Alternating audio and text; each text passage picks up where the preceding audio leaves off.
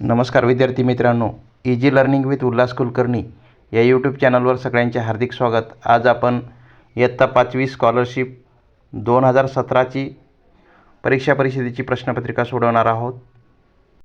आपण उत्तराचे वाचन करू. बघा, Vidyavardhini high school got the sports championship this year. The students were the toppers in Kho-Kho, cricket, athletics and football. They also lifted the swimming trophy. City High School were runner-up.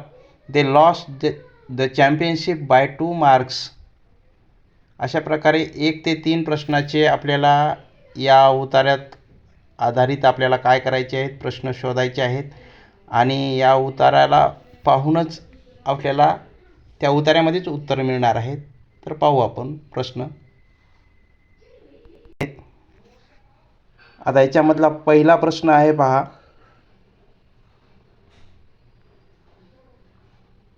How many sports are mentioned in the above passage. म्हणजे इथे किती खेळ या पॅसेजमध्ये आलेले आहेत. तर आता याचं उत्तर आपण पाहू किती आलेले आहेत ते. हाऊ मेनी म्हणजे किती.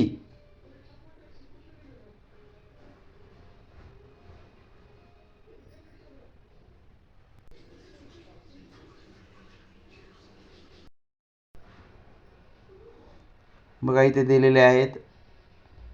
पहिला आहे kho kho, cricket, athletics and football and also lifted swimming trophy. म्हणजे अशा प्रकारे 5 म्हणजे पर्याय क्रमांक 3 हे याचं उत्तर बरोबर आहे. त्या पुढचा प्रश्न, find the opposite word for lost. Lost म्हणजे हारणे. मग त्याच्या विरुद्धार्थी शब्द कोणता येईल. तर पर्याय क्रमांक 2 हे वोन बरोबर आहे. वोन म्हणजे जिंकला. त्यानंतर बघा, फ्रेंडशिप. तर चॅम्पियनशिपला काय येईल. बघा, चॅम्पियन हा पर्याय बरोबर आहे, कारण अगोदरचा शब्द शोधायचा आहे आपल्याला तो. त्यानंतर प्रश्न चौथा बघा, आपल्याला काय म्हटलं आहे. Read the following sentence, choose one correct option which has proper position of comma. Comma बरोबर कुठे आहे. तर पर्याय क्रमांक 2 मध्ये बघा, if you go deep down in the ocean. इथे कॉमा आहे बरोबर दिलेला. There is no sunlight. म्हणजे बाकीच्या याच्यामध्ये 2 कॉमा 3 कॉमा असे दिलेले आहेत आणि ते चुकीचे वापरलेले आहेत, पण पर्याय क्रमांक 2 हे योग्य ठिकाणी कॉमा वापरलेला आहे. त्याच्यानंतर बघा, choose the correct comparison. As slow म्हणजे सावकाश. तर इथे काय येईल. सावकाशसाठी स्नेल हे बरोबर आहे, गोगलगाय. त्यानंतर प्रश्न 6वा बघा, choose the correct punctuation mark for the given sentence. बघा, इथे इट्स 5 o'clock. ओ आणि क्लॉकमध्ये इथे एक अपॉस्ट्रॉफी असतं, ते दिलेलं नाही.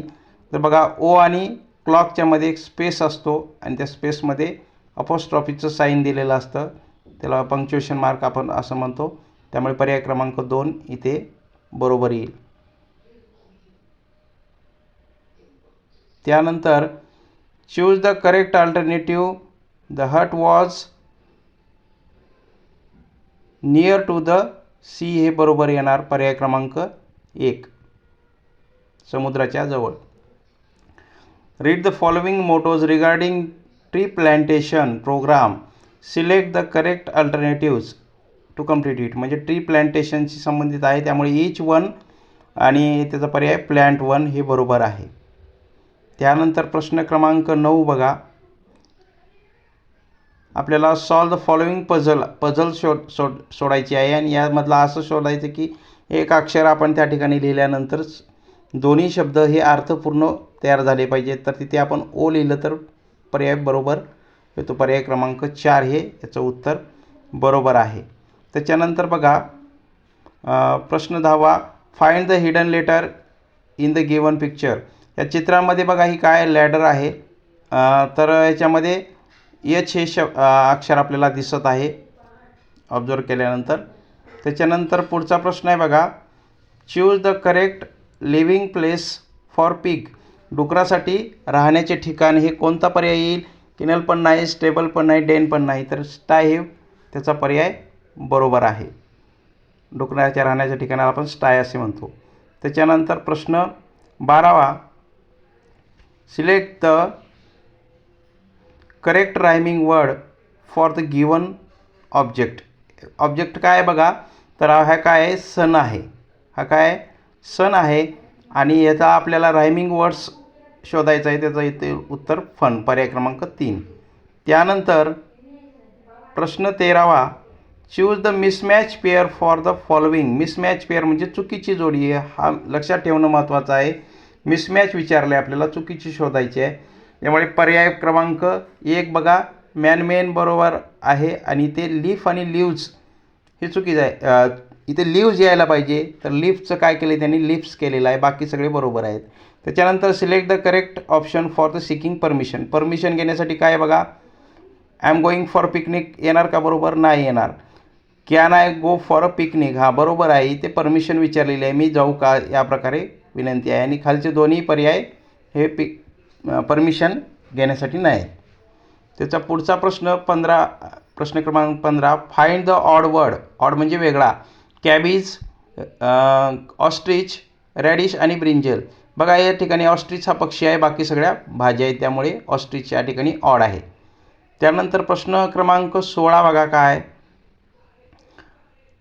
Find the fill in the blanks using the correct article. आता इथे उपपद वापरायचं आपल्याला करेक्ट. बघा, नेहा सॉ ...